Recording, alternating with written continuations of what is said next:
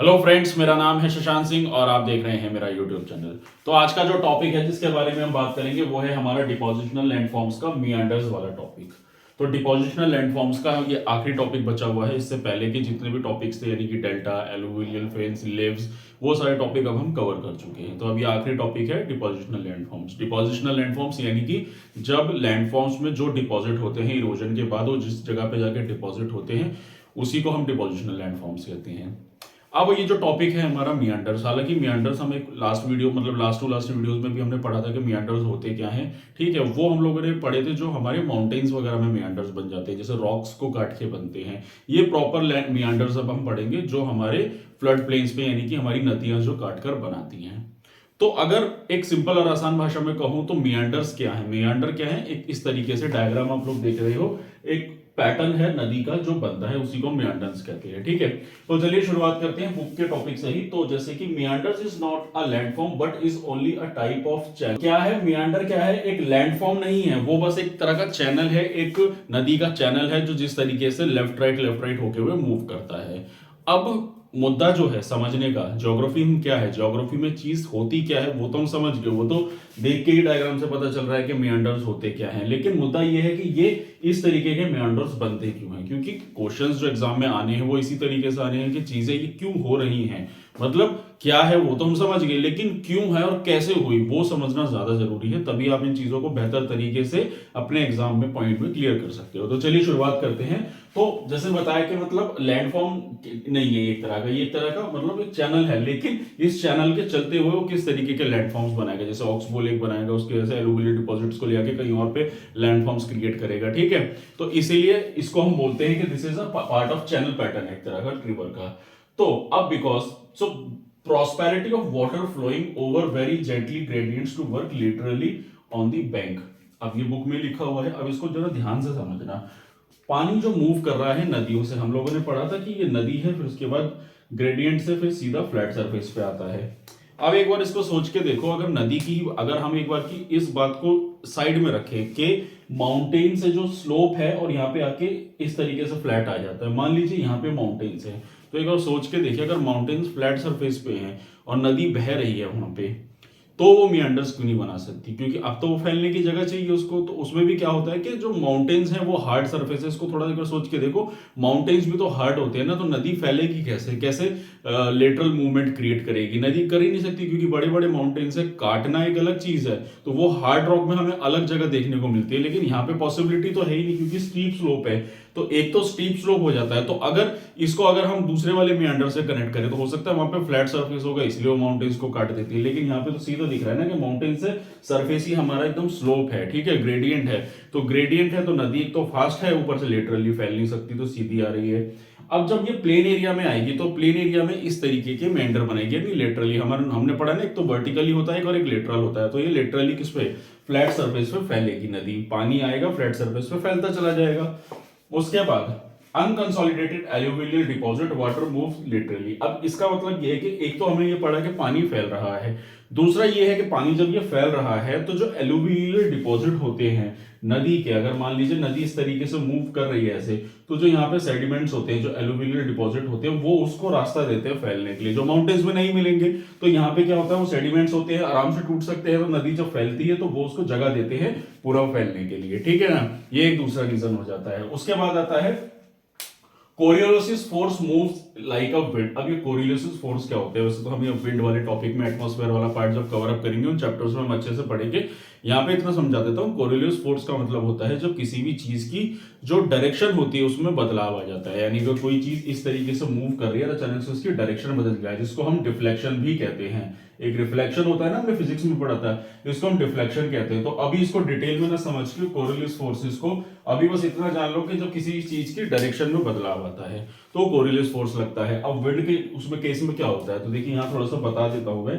अर्थ हमारी घूमती है इस डायरेक्शन में, तो ये जो हमारा इक्वेटर होता है, तो जब इक्वेटर पे जब हवा आती है तो हवा आके ऐसे मूव कर जाती है इस तरीके से, लो प्रेशर हाई प्रेशर जब हम पढ़ेंगे तो डायरेक्शन चेंज हो रही है ना, तो वही कोरियोलिस फोर्सेस हमारी रिवर में भी लगती है कि जब रिवर मूव कर रही है अर्थ के चलते हुए तो उसमें भी डायरेक्शन में बदलाव देखने को मिलते हैं कोरियोलिस फोर्स की वजह से। तो इस तरीके से ये मेंडर्स बनकर तैयार होते हैं जो मैंने आप लोगों को बताया इस टॉपिक में। ठीक है ना, अब आगे बढ़ते हैं, उसके बाद आता है हमारा slight irregularity along the bank slowly get transformed into a small curvature in the bank and deposit and erosion take place if not meander not possible। तो पहले तो ये ऊपर वाला टॉपिक कवर करते तो transported into a small curvature in the bank. तो अब होता क्या, स्लाइट इरेगुलरिटी, ये टॉप लाइन पकड़ो।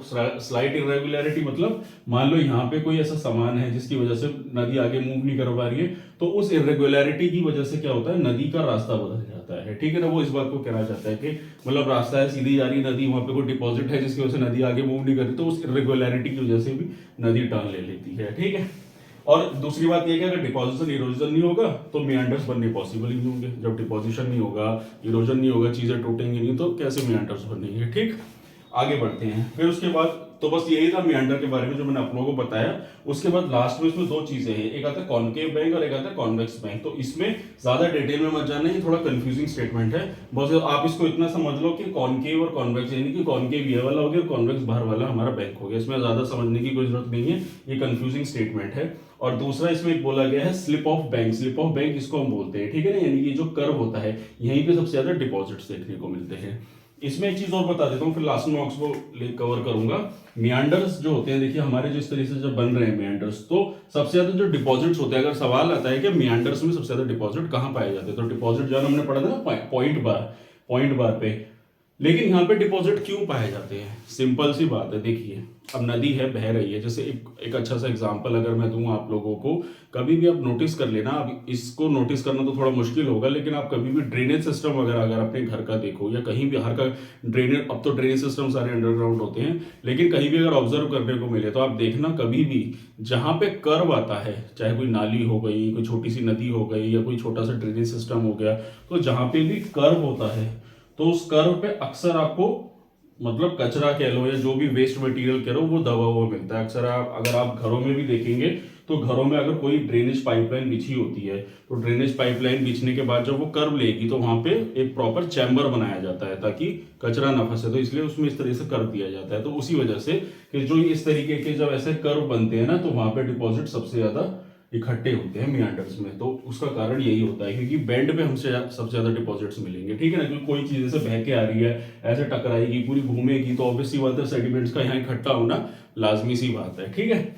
उसके बाद आगे बढ़ते हैं, जैसे मान लीजिए और इसमें एक समझाने की कोशिश करो, पानी अपने साथ सेडिमेंट्स लेके जा रहा है, रास्ते में कोई इसको रोकेगा तो सेडिमेंट थप से उससे टकरा के नीचे गिरेंगे, ठीक है, और पानी एकदम आगे निकल जाएगा। तो ये कारण होता है कि सेडिमेंट्स अक्सर यहाँ देखने को मिलते हैं, ठीक है।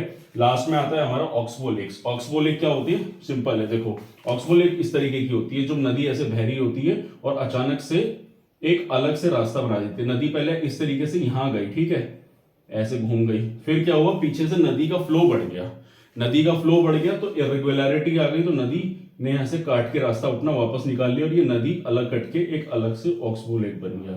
सिंपल होता है, इसी को ऑक्सबो लेक कहते हैं हम लोग, ठीक है ना।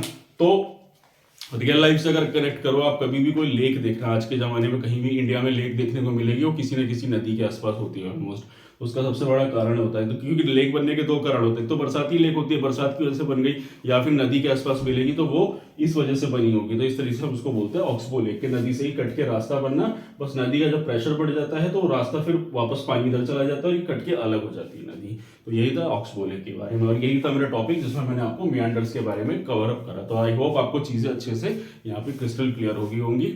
तो यही था मेरा टॉपिक मियांडर्स के बारे में और यहीं पे हमारा डिपोजिशनल लैंडफॉर्म खत्म होता है। अब हम अगले टॉपिक से शुरुआत करेंगे, हमारा अगला टॉपिक, और जानेंगे कुछ नई चीजों के बारे में।